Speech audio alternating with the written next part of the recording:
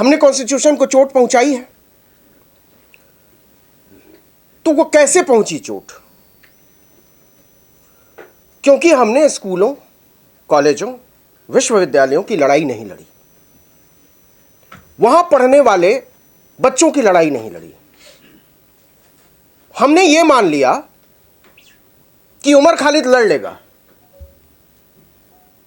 एक छात्र के तौर पर, एक स्कॉलर के तौर पर हमने उसकी लड़ाई लड़नी छोड़ दी। नागरिक समाज, एक वृहत नागरिक समाज के तौर पर हमने बात करनी छोड़ दी। क्यों छोड़ दी? आपको हैरानी होगी कि हमारे बिल्कुल सटा हुआ है जामिया मिलिया इस्लामिया, वहां स्टूडेंट्स यूनियन नहीं है, नहीं है छात्र संघ, लेकिन जेएनयू में है, दिल्ली यूनिवर्सिटी में है, एएमयू में नहीं है, वहां बंद करा दिया गया। जब आप डेमोक्रेटिक प्रोसेस से बाहर निकलते हैं या उसकी अहमियत को कमतर करना शुरू करते हैं, अपनी नजरों में डिमीन करना शुरू करते हैं, तो लड़ाइयां भी कमजोर होती हैं, अधिकारों की लड़ाइयां भी कमजोर पड़ेंगी। और जिस बड़ी तादाद में नाइंसाफियों का विरोध होना चाहिए था, आपको हैरानी होगी कि उसी 2020 के दिल्ली रॉयट्स में कपिल मिश्रा पर ज्यादा संगीन इल्जाम है। प्रवेश वर्मा ने क्या नहीं कहा था, लेकिन एक एफआईआर तक नहीं हो पाई। और लोअर कोर्ट से लेकर सुप्रीम कोर्ट तक इस देश के सीनियर एडवोकेट्स की पूरी टीम लग गई। क्या प्रशांत भूषण, क्या इंदिरा जयसिंह, क्या कपिल सिब्बल, एक एफआईआर नहीं हो पाई। क्यों नहीं हो पाई? क्योंकि हुकूमत को लगता है कि हम ऐसा कर सकते हैं और इससे हम पर कोई खास फर्क नहीं पड़ेगा। हम लच्छेदार बातें कर सकते हैं, लेकिन इसी देश की लोकसभा में एक रिपोर्ट आई कि पिछले 10 साल में लगभग 89,000 स्कूल बंद हो गए।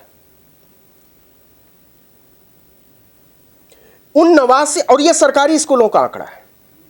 अब 89,000 स्कूल, सरकारी स्कूल बंद हो गए और प्राइवेट स्कूल्स बढ़ गए। तो उन सरकारी स्कूलों में कौन लोग पढ़ते थे, किस तबके के लोग पढ़ते थे? निश्चित तौर पर उसमें गरीब लोग पढ़ते थे, और वो तमाम जातीय और धार्मिक समूहों के बच्चे पढ़ते थे जो कम पैसे में पढ़ लेना चाहते हैं, जिनको मिड डे मील भी मिल जाता है खाने के लिए। तो जब आप स्कूलों को बंद करते हैं तो केवल एजुकेशन प्रभावित नहीं होता है, असल में आइडिया ऑफ इंडिया प्रभावित होता है, क्योंकि आपने उन स्कूलों में पढ़ने वाले लाखों बच्चों को एक झटके से उनके सबसे बुनियादी अधिकार से वंचित कर दिया। इसी तरीके से यूनिवर्सिटी सिस्टम आप देखिए, और ये जो हम आज बात कर रहे हैं ना, इस पर आने वाले 5 साल के बाद और बात करनी पड़ेगी। क्यों?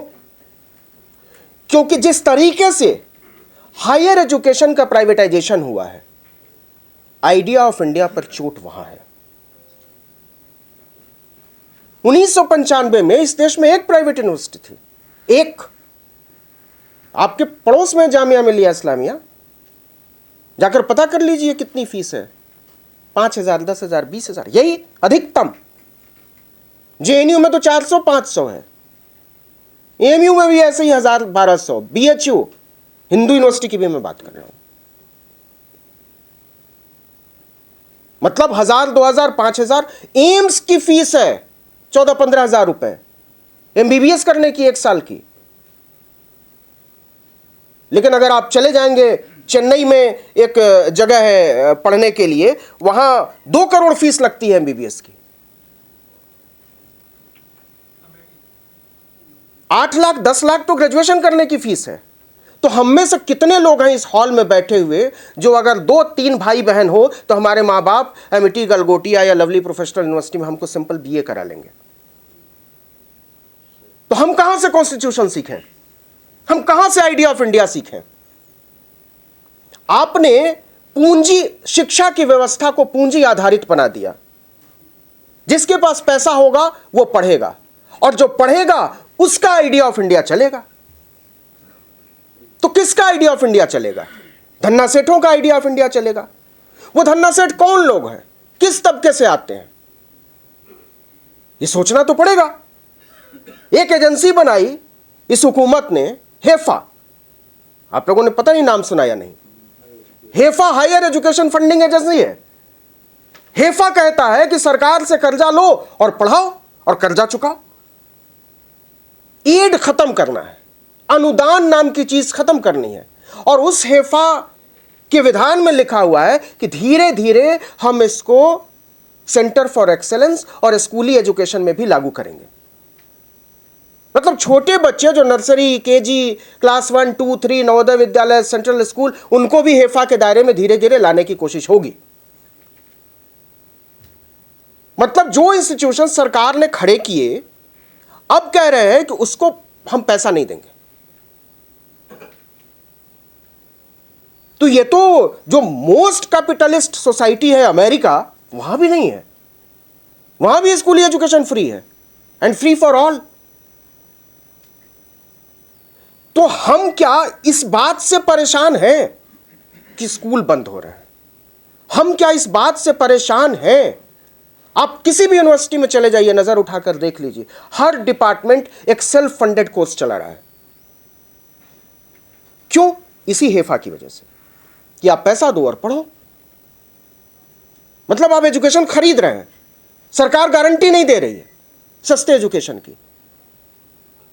तो आने वाले दिनों में जब धीरे धीरे धीरे, अब ये वो तबका है जिसको एजुकेशन से अलग रखा गया है, वही तो जा रहा है आज भी सरकारी यूनिवर्सिटी और कॉलेज और स्कूल में पढ़ने के लिए। तो आपका सिद्धांत बड़ा साफ है कि हम गरीब बच्चों को, पसमानदा को, दलितों को, पिछड़ों को, आदिवासियों को पढ़ने की कोई जरूरत नहीं है। वो गाड़ी साफ करें, वो ड्राइवर बने, वो कंडक्टर बने, वो सफाई करें। अब जिस खतरे की तरफ मैं बात कर रहा हूं वो ये कि ये वो व्यवस्था है जो, जिसको हम जाति आधारित व्यवस्था कहते हैं, और जो मनुस्मृति में लिखा हुआ है कि जाति के आधारित जो काम होंगे उसकी तरफ लौटना है। आप नहीं समझ, आप पता नहीं एक चीज पर आपने गौर किया या नहीं किया कि इस देश की हुकूमत एक ताकतवर हुकूमत है। जुडिशरी पर उस ताकत का प्रभाव हम देखते हैं। डीवाई चंद्रचूड़ जैसा चीफ जस्टिस जो रहा हो, वो खुलेआम कहता है कि 8 बार एडजॉर्नमेंट मांगा उमर के वकील ने, और कपिल सिब्बल ने कहा झूठ बोल रहे हैं डीवाई चंद्रचूड़, हमने 2 बार मांगा, एक बार जब मेरी तबीयत खराब थी और दूसरी बार जब 370 पर डिबेट चल रही थी सुप्रीम कोर्ट के कॉन्स्टिट्यूशनल बेंच में। लेकिन यह बात सामने क्यों नहीं आती? कौन कहेगा इसको और कहां कही जाएगी यह बात? यह बात मैं इसलिए कह रहा हूं कि जब भी हम खित्तों में बंटकर बात करेंगे, हम सब बहुत बटे हुए हैं दोस्त, दलित, आदिवासी, पिछड़ा, मुस्लिम, क्रिश्चियन। जब तक कि हमारे बीच एक बड़ी एकता नहीं बनेगी, हम नहीं बचा पाएंगे आइडिया ऑफ इंडिया को। अब आइए मीडिया पर। कहा गया कि मीडिया और खासकर सोशल मीडिया जो है वो कम पूंजी का माध्यम है। हालांकि कुछ लोग सोशल मीडिया और नेशनल मीडिया कहते हैं, मैं कहता हूं 2 तरह के मीडिया है, एक सोशल मीडिया और एक एंटी सोशल मीडिया, जो समाज की बात करता है, एकता की बात करता है, संविधान, मनुष्यता, बंधुत्व की बात करता है, और दूसरा जो इस समाज को तोड़ने की बात करता है। उसको आप टेलीविजन मान लीजिए, उसको आप अखबार मान लीजिए, बहुत सारे सोशल मीडिया। लेकिन जो खतरा मेरी समझ में आता है वो ये है कि जिस सोशल मीडिया के भरोसे हम बैठे हुए हैं वो हमको धोखा दे चुका है। आज आप देखिए कि उस सोशल मीडिया को कौन लोग चला रहे हैं। जो सबसे बड़े प्लेटफॉर्म्स हैं सोशल मीडिया के, वो किनके हैं? वो उसी एंटी सोशल मीडिया के घरानों के हैं और वो अपनी तरह से बात कर रहे हैं, फैला रहे हैं। पंजाब में इतनी बड़ी बाढ़ आई हुई है, आपने मीडिया में कहीं देखा? इस देश के प्रधानमंत्री को कहीं देखा? कोई सवाल उठा रहा है इस पर? नहीं उठा रहा है। अमेरिका ने इतना बड़ा टैरिफ लगाया, लाखों लोग बेरोजगारी की कगार पर खड़े हैं, एक फोन कॉल की बात हो रही है। तो ऐसा क्यों हुआ? अगर हम जड़ों की तरफ जाएं तो मैंने जो पहली लाइन कही थी कि हम मासूम होकर नहीं सोच सकते। अब सवाल है कि जिसको हम मीडिया कह रहे हैं उसको खड़ा किसने किया? किन लोगों ने बनाया और किनके हितों को साधने के लिए बनाया? ग्रामशी एक बड़ा फिलॉसफर था, पॉलिटिकल थिंकर। वो हेजिमनी की बात करता था, वर्चस्ववाद की बात करता था। तो ये सारा का सारा मीडिया उस वर्चस्व को बरकरार रखने के लिए, और मीडिया ही नहीं, स्कूल, कॉलेज, अस्पताल, समाज, संगठन। इसी दिल्ली में एक स्कूल है, संस्कृति स्कूल, चाणक्यपुरी में स्कूल है, ह्यूज लैंड है उसके पास। आप जानते हैं उस स्कूल को कौन चलाता है? कैबिनेट सेक्रेटरी की वाइफ। वो पदेन चेयरपर्सन होती हैं और वो ब्यूरोक्रेट्स के बच्चों को पढ़ाने के लिए स्कूल खड़ा किया गया, क्योंकि उनको अच्छा नहीं लगता था कि वो साधारण बच्चों के साथ पढ़े। तो 3 साल के बच्चे में ये भरा जा रहा है कि तुम स्पेशल हो, और वो देखो गड़बड़ है, वो खराब है। तो अब आप बताओ कि जो लोग उस स्कूल से पढ़कर निकलेंगे वो आईडी ऑफ इंडिया की बात करेंगे या ऐसे तमाम स्कूलों से? नहीं करेंगे। तो क्या हमने अपने एकेडमिक इंस्टीट्यूशंस को बचाने की कोशिश की? क्या हमने अपना मीडिया को खड़ा करने की कोशिश की? मैं ये मानने को तैयार नहीं हूं कि इस देश में एक सेकुलर डेमोक्रेटिक रियल सेंस का मीडिया नहीं खड़ा हो सकता था। हो सकता था। हमने वो मौके गंवाए हैं। बिहार में पिछले 30-40 साल से एक सेकुलर सरकार है, कहने को आप कह सकते हैं। उत्तर प्रदेश में कम से कम 7 टर्म मुख्यमंत्री रहे सेकुलर क्रेडेंशियल के लोग, महाराष्ट्र में, लेकिन मीडिया नहीं खड़ा हुआ। आप मुझे एक चीज बताइए, आज से 5 साल पहले ऑर्गेनाइजर और 5 जन ने अपनी 75वीं वर्षगांठ मनाई, हीरक जयंती, डायमंड जुबली। आज से 75 साल पहले तो भाजपा का शासन नहीं था, आरएसएस का शासन नहीं था। वो अपनी चीजों को बचा ले गए साफ। उन्होंने कहा कि हमको मीडिया चाहिए, और कल जब हम सत्ता में आएंगे तो हमको ये अपना सिस्टम चाहिए चारों तरफ। और आप गौर कीजिए, 2003 में मैं इंडिया टीवी में काम कर रहा था। 2003 में अटल बिहारी वाजपेयी की सरकार थी देश में, और तब नरेंद्र मोदी ने उसके पीछे खड़े होकर उसको शुरू करवाया। क्यों? क्योंकि तब शाइनिंग इंडिया चल रहा था। उस दिन भी नरेंद्र मोदी को लगता था कि जब सत्ता में मुझे आने की जरूरत पड़ेगी तो मुझे अपना मीडिया चाहिए होगा, और वो रातों रात नहीं खड़ा होगा। 10 साल तक वो संस्थान चला है गुजरात से, और 2014 में जब हुकूमत आई तो आप देखिए रिपब्लिक टीवी खड़ा हो जाता है, इंडिया टीवी अपना एक्सपेंशन करता है, टीवी 9 भारतवर्ष आ जाता है, टाइम्स नाउ नव भारत आता है, एक पूरा जाल खड़ा होता है। क्यों? क्योंकि नैरेटिव फैलाने का इकलौता जरिया मीडिया हो सकता है। जंगल में मोर नाचा किसने देखा? हमने यहां क्या बात की, इन्होंने क्या बात की, इन्होंने क्या बात की, किसी को क्या पता बाहर? ये 50 लोगों के बीच की बात है। लेकिन अगर हम चाहते हैं कि इस पर कोई नेशनल कंसेंसस बनना चाहिए, कोई राष्ट्रीय विमर्श खड़ा होना चाहिए, तो क्या हमने उसके लिए काम किया है? 100 साल पहले आरएसएस ने सोचा कि हमारा मीडिया होना चाहिए और यह लगातार बढ़ना चाहिए। बिना सत्ता के समर्थन के वो अपना सारा मीडिया साफ बचा ले गए। टुन्नू सा अखबार है, स्वदेश ग्वालियर से निकलता है, 500 कॉपी बटती थी, आज सबसे बड़े अखबारों में वहां के हो गया। सरकार आई, चीजें चलने, लेकिन तब तक उन्होंने बचाया उसको। दैनिक जागरण, खुलेआम दंगाई अखबार, बचाया उसको। आज देश का सबसे बड़ा अखबार कहा जाता है। हम समझते हैं कि मीडिया नैरेटिव कैसे बनता है, और हम लाख कह लें कि इस मीडिया का कोई महत्व नहीं है, लेकिन इसका महत्व है।